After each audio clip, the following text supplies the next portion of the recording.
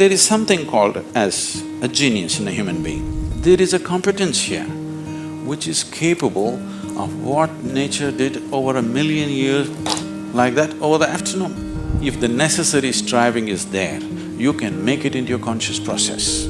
If you set up the necessary situation, success is an assured thing for that person.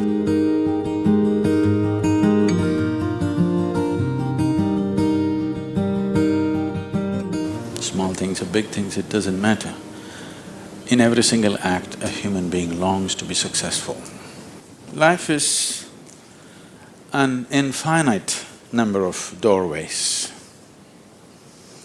If you're very diligent, you will open a few of them. If you're brilliant, you'll open many of them. But if you're truly vibrant, then they will open for you. The process of being successful becomes so complex for people that why they're working towards it is generally completely forgotten, and they will start evolving concepts of success, all kinds of concepts. What is being successful? I would like to… Can I tell you a joke? You're looking so serious.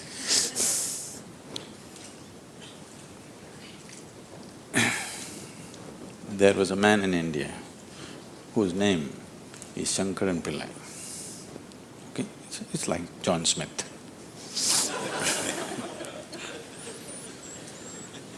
His son came to United States.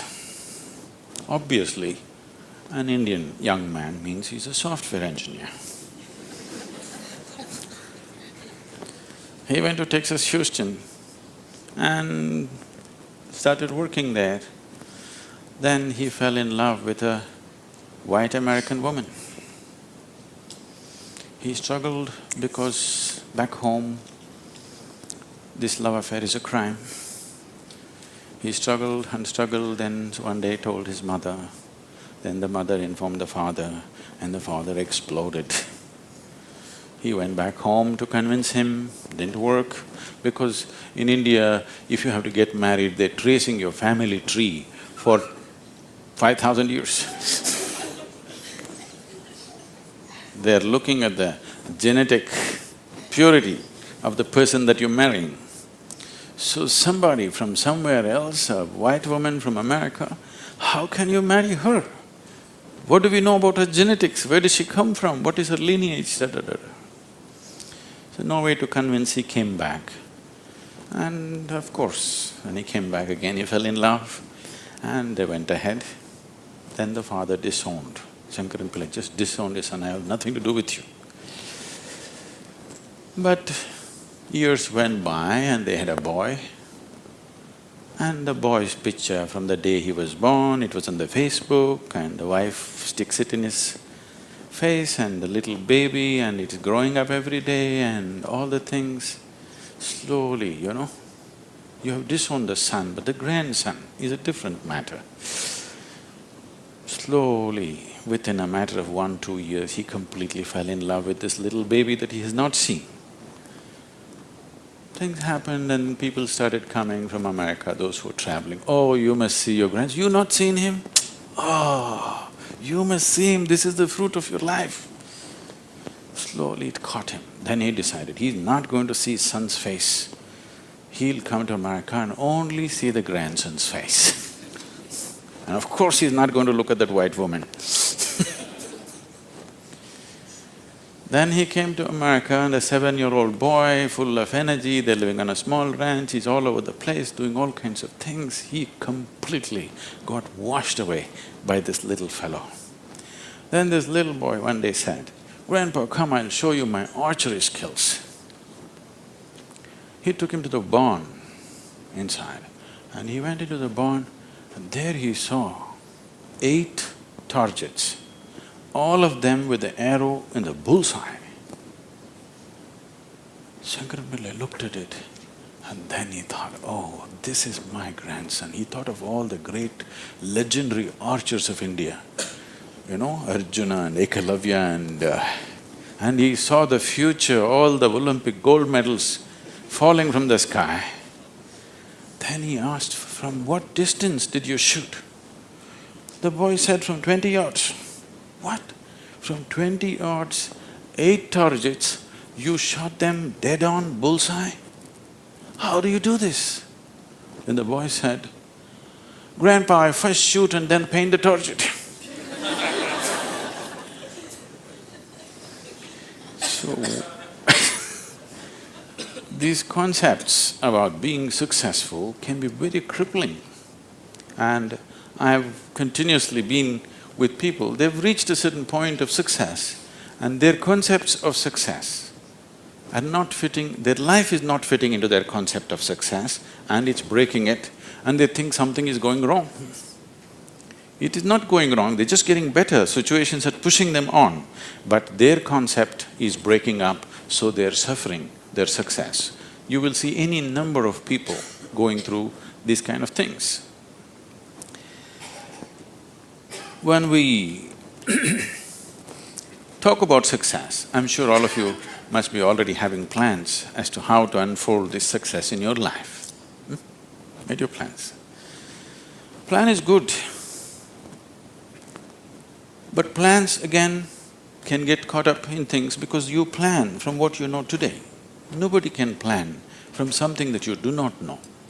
Your plan means it is an exaggeration of today as a tomorrow. Right now you're here at a certain level, now you think, my plan means this must be 10 times more in this many years or whatever, or 100 times or 1,000,000 times or whatever. But plan is just essentially an exaggeration of what is today. Maybe there is a certain logic to it, maybe there is certain understanding of the logistic attached to it, but essentially it's an exaggeration of today. That means in many ways it's ruled out whatever other possibilities which are not yet in your experience. In Pennsylvania, you heard of the Pennsylvania floods?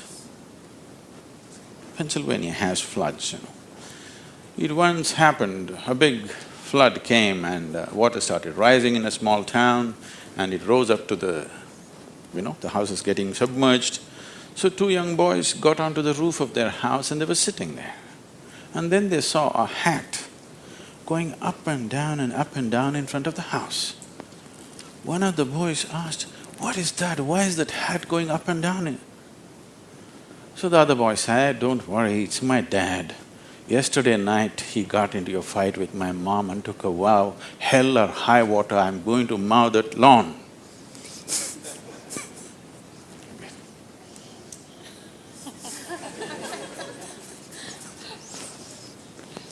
So, plans can be debilitating.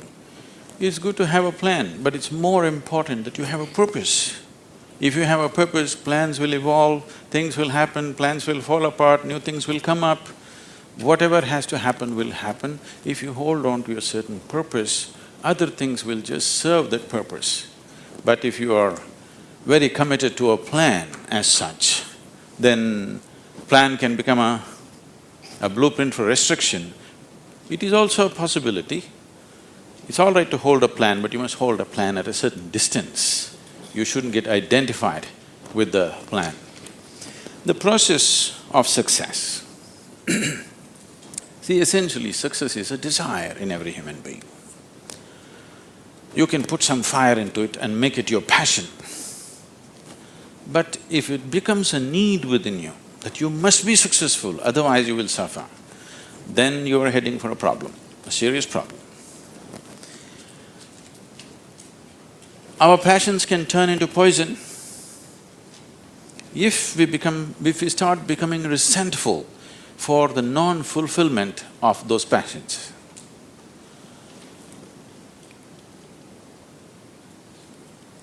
When I say turning into poison, today there's substantial medical and scientific evidence to show that if you become resentful, when you resent something, when you're angry with something, when you're frustrated with something, we can medically today check, we can do a little bit of blood work and show you're actually putting poison into your system. These are poisons that you drink and you hope somebody else will die. Life does not work like that. If you drink poison, you die, and it's fair. It's very fair, isn't it? If you drink poison, you must die. I drink poison, I want him to die. It doesn't work like that. So these emotions always take away the fundamental ability. See, there is something called as a genius in a human being. Every human being has it, every human being touches it at some moment of life. But the question is, how often do you touch it? That's a question. You sparked once in your lifetime. That's not good enough. You must be sparking all the time, isn't it? What is genius?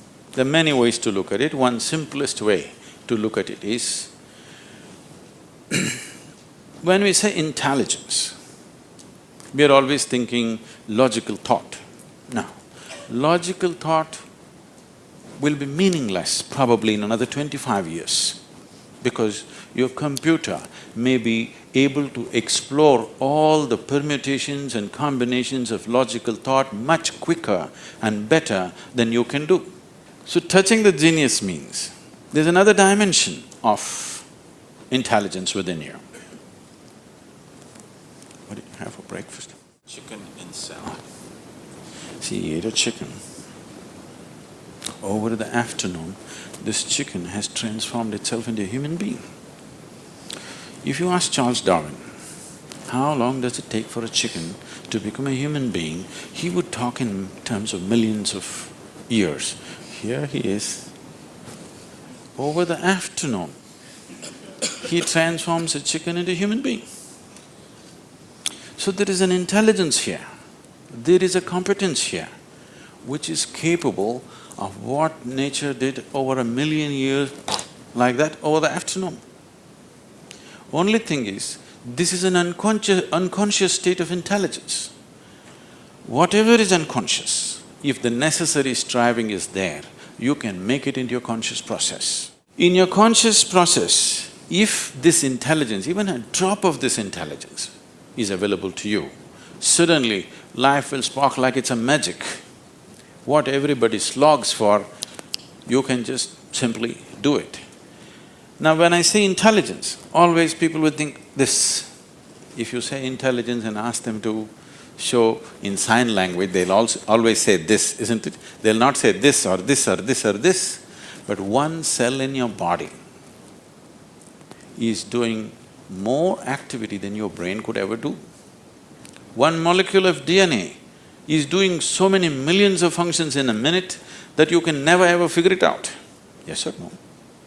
So in yoga, in the yogic systems, in the yogic sciences, we never look at anything as mind. There's no such thing as mind. There is a physical body and there is a mental body.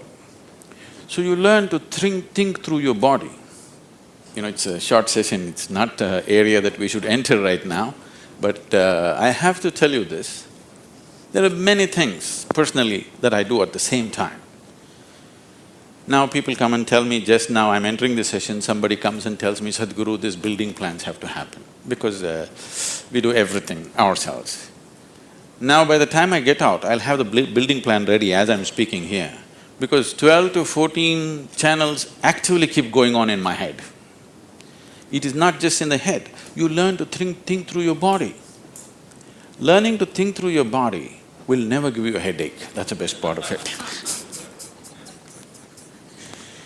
Now, all these responsibilities and 1,000 things happening at the same time, won't you get stressed? There is no such thing, because you use a deeper dimension of yourself and everybody is capable of this and everybody has it. You may not have the same level of intellect as somebody else has. That is always subject to person. But all of you eat, if you eat a carrot, you can digest it. That means you have another dimension of intelligence. Yes? If you set up the necessary situation that everything that's there within the system is available for you, success is an assured thing for that person.